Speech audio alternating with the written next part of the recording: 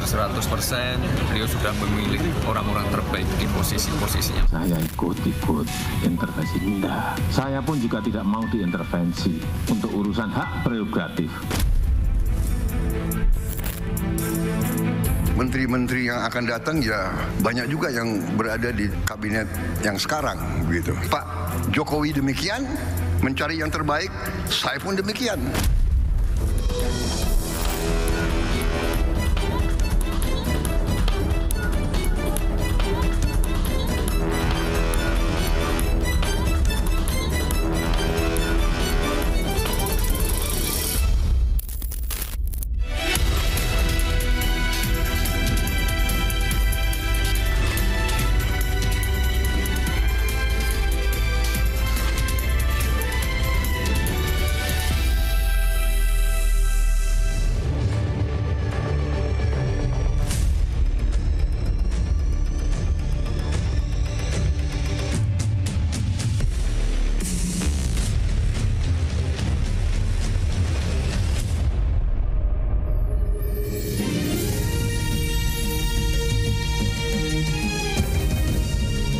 Disiarkan langsung dari studio MNC Conference Hall Ainus Tower, Jakarta.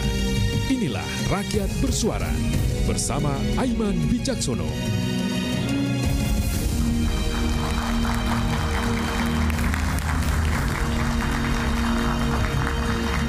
Indonesia akan segera menyambut pemimpin baru. Nama-nama calon menteri telah dipanggil dan akan segera diumumkan. Tepat 4 hari lagi, Prabowo Subianto dan Gibran Raka Buming Raka akan membacakan sumpah jabatan sebagai Presiden dan Wakil Presiden Republik Indonesia. Dari sisa masanya, Presiden Jokowi dan Prabowo Subianto semakin intens bertemu. Dari private dinner hingga lanjut makan siang di Surakarta. Detik-detik jelang pelantikan, apa yang jadi obrolan di meja? Saya Aiman Wicaksono, inilah Rakyat Bersuara.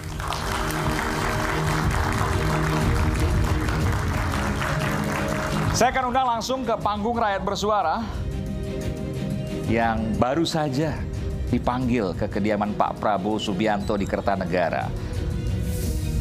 Babe Haikal Hasan.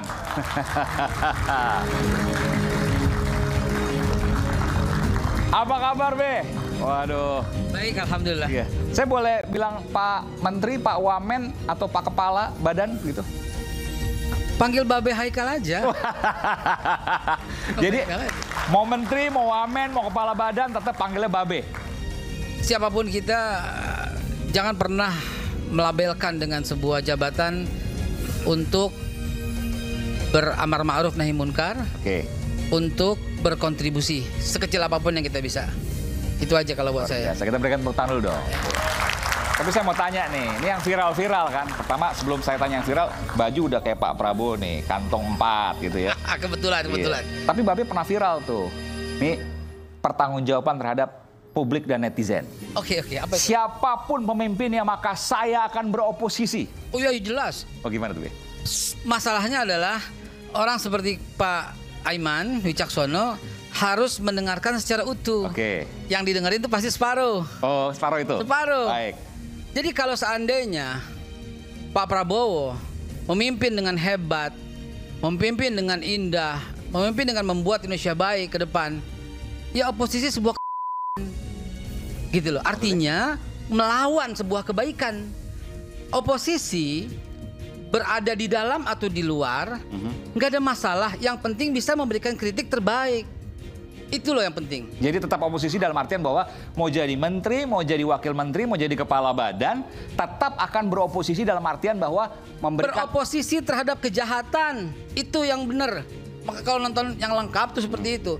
Beroposisi terhadap kecurangan, beroposisi artinya berlawanan ya.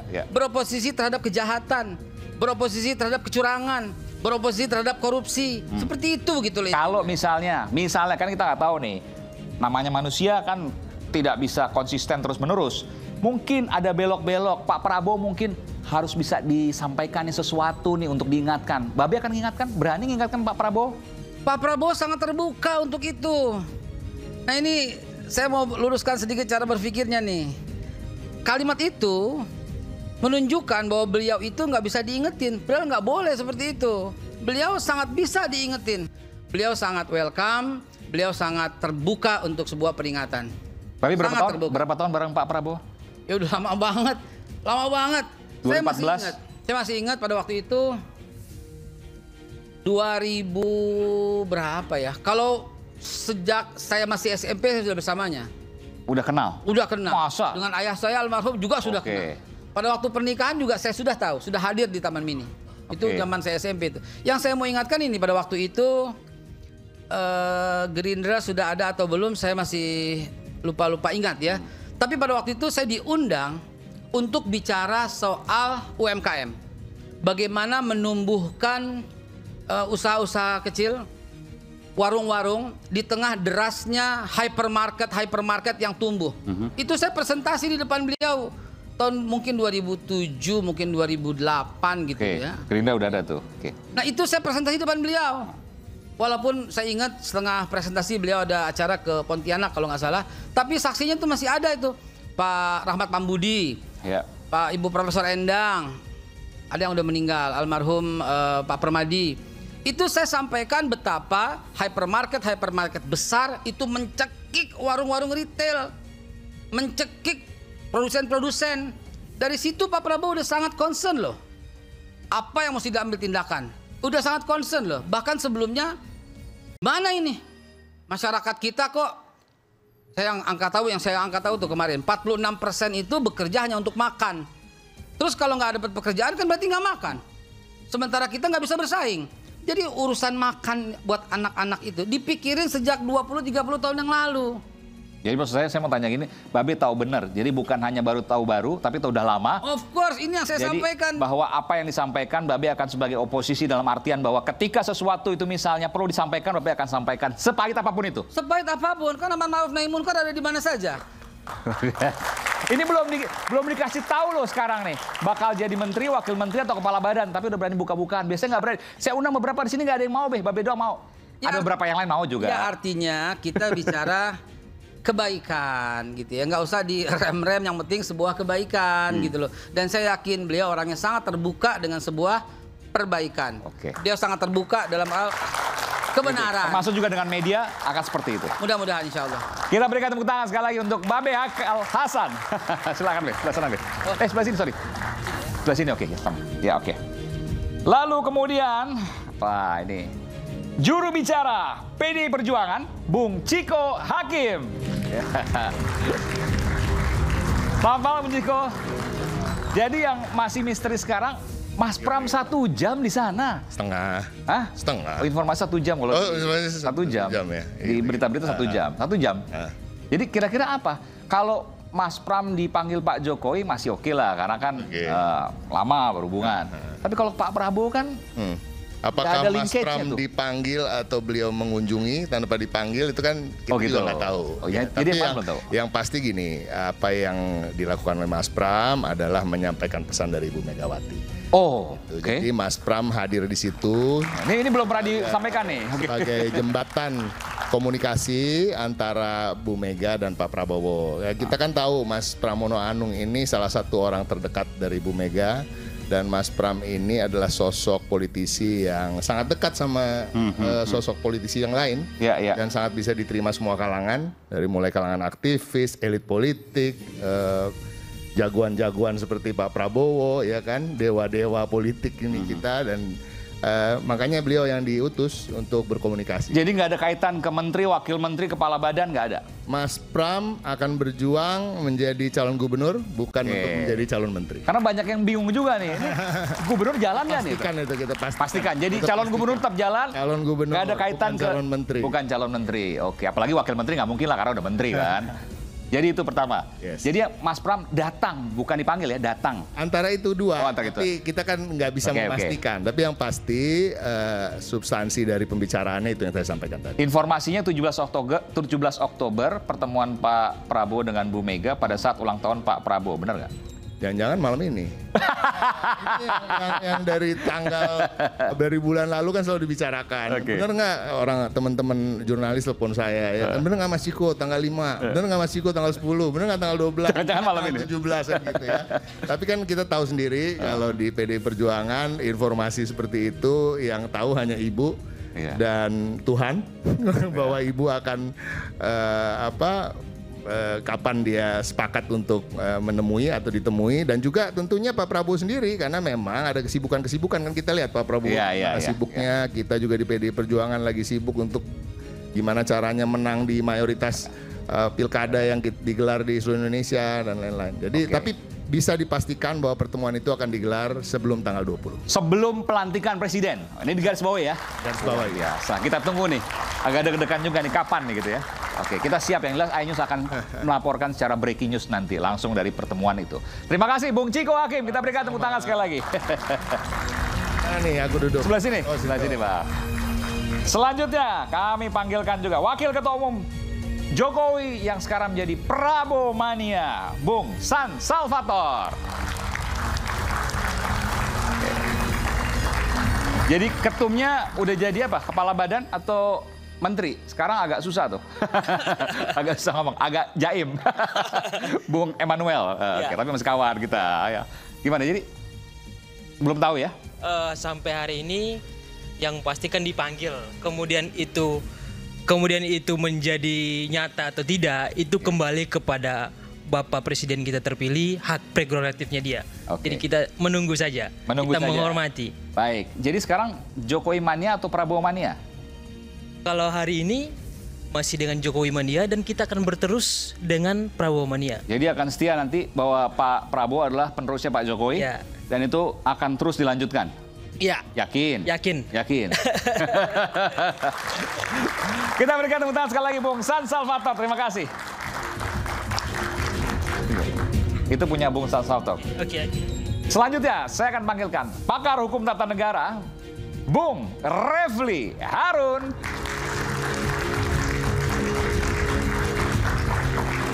Selalu dengan topinya dan tidak lupa dengan YouTube-nya. Bung Refli, saya mau tanya, pemanggilan ini ada berapa? 49 kemarin, hari ini 59 hari Selasa ya? Iya.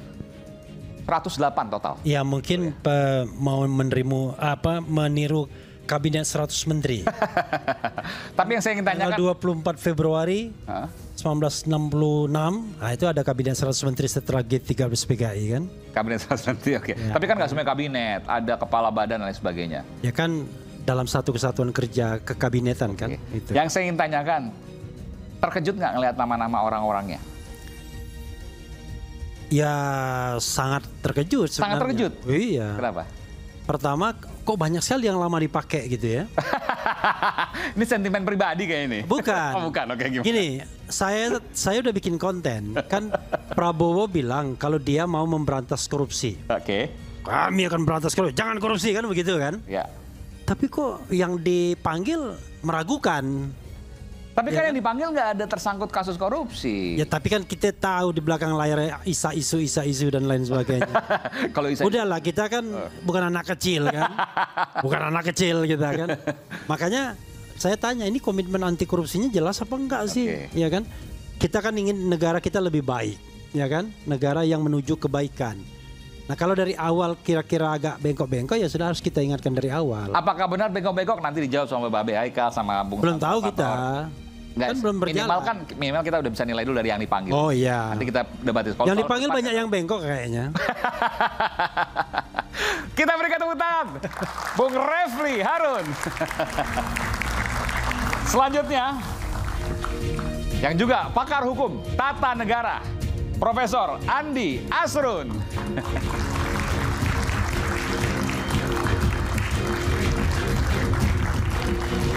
Prof. Saya Prof. Selamat malam, Prof. Malam, saya nggak pakai topi saya. Nggak, silakan, Prof. Jadi kalau tadi pesimis, karena banyak yang bengkok atau belok lah gitu ya. Agak khawatir ke depan. Kalau Prof gimana? Kalau saya, kita nih harus menyongsong hari depan dengan optimisme. Optimis, ya. Setelah pelantikan, maka itu kondisi itu harus menjadi titik temu untuk bergerak maju ke depan. bukan mundur ke belakang ya. Jadi kita harus ke depan optimis. Tapi dan orang-orang kemudian track record, rekam jejak dan lain sebagainya mengkhawatirkan nggak dipanggil? Atau ada yang mengkhawatirkan nggak? Atau banyak yang mengkhawatirkan bahkan nggak? saya kira kita harus bersikap optimis ya, dan kemudian bersikap prasangka baik. Ini penting, prasangka baik. Saya lihat ada satu contoh lah ya. Sri Mulyani itu adalah kawan saya di Pos Ekonomi UI tahun 81. Dia pekerja keras. Satu angkatan loh? Satu angkatan saya. Oh, dengan Prof. Andi? Dengan saya di Pos Ekonomi. Jadi saya kuliah itu 3, Aiman. Termasuk di FISIP UI juga. Hukum, FISIP sama ekonomi. FISIP apa dulu? FISIP jurusan politik, hubungan internasional. Jadi saya lihat dengan Ibu Sri Mulyani bergabung, maka itu satu sinyal positif. Dia terima kondisi kerjasama dengan Pak Prabowo. Yang sebelumnya terdengar agak renggang antara Pak Prabowo dan Mulyani, betul ya? Kira-kira gitu, banyak-banyak guyon-guyon ya. Artinya apa tuh kalau udah gabung? Sekarang positif ya ke depan. Dan kemudian tadi Babe Haikal kan mengatakan di dalam kabinet sendiri, kalau ada sesuatu yang kira-kira seperti Pak Refli Harun tadi bilang ada bengkok sekalian, pasti akan diluruskan. Saya yakin dan saya percaya ya, dengan komitmen Pak Prabowo, dia akan bergerak maju ke depan, membawa Indonesia maju, dan juga pastilah dia akan terbuka dengan segala macam kritik. Yang penting kritik itu konstruktif, bukan sekedar asal jeblak. Kalau orang Betawi bilang secara jeblak ya, asal ngomong aja. Itu kita tidak harapkan. Kita berharap, termasuk Pak Refli Harun ini. Kalau Pak Refli Harun memberikan kritik, Bang Refli itu kritiknya konstruktif atau asal jeblak? Saya lihat Pak Refli ini dia mengarahkan pada hal yang positif. Percaya saya dengan Pak Refli. Jadi positif ya, positif. Dan kemudian yang terpenting bisa meningkatkan YouTubernya Pak Refli. Itu kira-kira sasarannya ya, kritiknya Pak Refli. Jadi orang seperti Bung Refli ini justru penting. Begini, kita kasih tempat begini, Pak Refli. Biar saya klarifikasi. Nih Babe nih contohnya. Saya diajak ke sana nggak mau saya. Oh sempat? Tanya Babe. Diajak ke Pak Prabowo. Iya diajak tim ke sana. Kapan nih? Jangan-jangan tanya Babe. 20 tahun lalu. Tanya Babe. Ntar tanya ya. Itu artinya belum mulai kata Babe. Itu artinya saya tanya ini, menjawab nih. Artinya Refli itu orang baik. Milih gitu. Refli orang baik. Kritiknya juga semoga berbobot terus ya. Oke, termasuk baik. YouTubernya itu. Oke, baik. Kita berikan tangan Prof. Andi Asrun. Dan ini sahabat saya juga nih. Pengamat politik Bung Henry Satrio.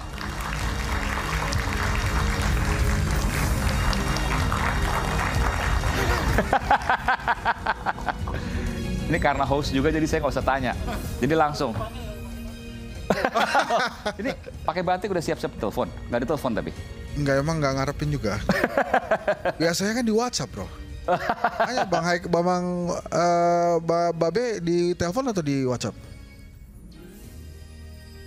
Di WhatsApp. Oh, di WhatsApp ya. Nggak di telepon. WhatsApp kalau bacanya lama susah nanti. Nggak, kalau yang paham memang begitu. Jadi pernah? Apa? Di WhatsApp. Ya kan kita pernah deg-degan waktu itu. Waktu kasusnya ente itu. Tapi saya per hari itu saya percaya bahwa ada Aiman aman. Oke. Komentar soal sekarang menjelang pelantikan. Makan malam berdua dengan Pak Jokowi. Ada 16 menterinya Pak Jokowi yang juga kemungkinan besar karena belum diumumkan nih. Diserap oleh kabinetnya Pak Prabowo. Komentarnya. Ya bisa aja itu perwakilannya Mas Gibran kan. Oke. 16 orang itu. Jadi Mas Gibran pasti diajak untuk diskusi ya? Oh iya, kan kemarin ada. Dan nggak apa-apa kan kalau itu perwakilan Mas Gibran dari endorsan Pak Jokowi. Oke. Jadi boleh-boleh juga oke lah. Kayak misalnya ada Bu Sri Mulyani, itu sih saya mengerti tuh. Itu endorsan Pak Jokowi? Bukan itu juga, karena kan ini rejimnya rejim utang ya. Nah, yang bisa ngurus utang terus kelihatannya dipercaya itu ya Bu Sri Mulyani, emang nggak ada orang lain. Iya. Jadi sih saya setuju tuh kehadiran Bu Sri Mulyani adalah baik. Baik ya. Jadi mengelola apa yang kemudian telah tinggi kemarin utang misalnya, ke depan bagaimana Bu Sri Mulyani punya kemampuan. Ya karena mungkin yang dipercaya itu adalah Bu Sri Mulyani oleh dunia keuangan global ya. Oke. Jadi oke lah kita lihat aja nih nanti. Apalagi ada Babe Haikal di situ kan. Jadi Babe cocoknya apa? Kalau menurut saya jubir ya. Jubir? Plus khotib Jumat lah. Iya. Enggak, Babe ini keahliannya banyak. Jadi kalau menurut saya nggak jauh-jauh dari tenaga kerja lah kelihatannya. Tenaga kerja? Ya. Bukan jubir dong tenaga kerja. Ya jubiran tenaga kerja lah ya, Be. Kelihatannya apa aja oke, Be. Ya. Tapi yang apa aja. Dia takut ngomong, Be, soalnya belum dilantik. Tapi enggak, tadi saya tanya terbuka paling panjang loh biasanya wawancara. Biasanya orang yang udah dipanggil belum diumumkan itu takut ngomong, takut nggak dilantik. Tahu nggak kenapa itu? Ya karena untuk menutupi hoaks gitu loh. Banyak banget yang bilang beliau begini, beliau begitu. Kita yang tahu mesti kita luruskan. Makanya saya bilang. Tapi saya sih senang sama Babe nih, terbuka. Saya juga senang banget. Plus to the point karena dia lillahi ta'ala. Kalau nggak kepilih lagi juga nggak apa-apa. Nggak apa-apa, Be. Dipanggil. Udah dipanggil nanti nggak diumumkan. Nggak apa-apa kan, Be. Nggak ada urusan. Pakai itu dong, biar orang tahu kalau nggak ada urusan. Yang penting sekarang adalah berbakti sebaik-baiknya. Mau ada jabatan atau nggak ada jabatan, nggak ada urusan. Itu dia. Kita berikan tepuk tangan buat Bung Henry Satrio dan juga buat Babe. Oke. Baik. Oke. Baik, sekarang ada di hadapan kita tengah-tengah Bung Boni Hargens. Bung Boni, selamat malam, apa kabar? Malam, Mas Eman, kabar baik, alhamdulillah. Jadi hari ini Bung Boni kami undang karena Bung Boni ini selain pengamat juga tahu sedikit-sedikit dunia bawah tanah. Betul ya Bung Boni ya? Yang nggak kelihatan maksudnya. Ya, kita sering ketemu di bawah tanah kan Mas Eman. Basement maksudnya. Saya kirain ngomongin gorong-gorong. Atau ngomongin pasukan bawah tanah. Kalau yang terlihat dan tidak terlihat dari apa yang kemudian kita saksikan pada hari ini, kira-kira menurut Bung Boni apa yang akan terjadi ke depan? Saya optimis. Oke. Optimis bahwa konsensus nasional itu akan terbangun. Ketika semua orang mulai pesimis, ada yang skeptis bahwa pemerintahan ini ke depan kemungkinan akan kurang stabil. Saya justru meyakini ini akan menjadi pemerintahan yang sangat stabil. Kurang stabil gimana? Orang semuanya diajak kan? Ada asumsi bahwa di tengah jalan perbedaan kepentingan, perbedaan pemain bisa memunculkan friksi dan seterusnya. Tetapi saya percaya dan saya tidak pernah ragu bahwa Pak Jokowi, Pak Prabowo, Ibu Mega, ini 3 tokoh bangsa yang kalau bersatu stabilitas itu pasti terjamin. Oke, kalau bersatu, pertanyaannya Pak Jokowi sama Bu Mega bisa bersatu? Pertama dari aspek filosofis, ketiga-tiganya negarawan. Pasti punya paradigma yang sama untuk membangun Indonesia ke depan. Pada segmen itu pasti bersatu. Yang kedua, ketiga-tiganya ini adalah tokoh politik terdepan dalam sejarah modern. Dan tentu saja mereka punya banyak sekali kesamaan, mereka punya banyak kesesuaian paradigma berpikir dan melihat konteks situasi, dinamika, ancaman, peluang yang kita hadapi sebagai negara bangsa, pasti semua akan sama-sama punya komitmen moral untuk saling bergandengan tangan. Oke, jadi kalau seperti itu ya tujuannya sama. Ya.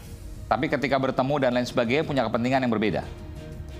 Kepentingan berbeda itu kan wajar saja. Atau punya masa lalu yang berbeda. Masa lalu saya kira sudah pergi. Kita menatap masa depan saja. Oke. Baik, kita berikan tepuk tangan untuk Bung Boni Hargens. Dan kita akan segera kembali saat lagi. Tetaplah bersama kami di Rakyat Bersuara untuk kita mulai Rakyat Bersuara pada hari ini. Sesaat lagi.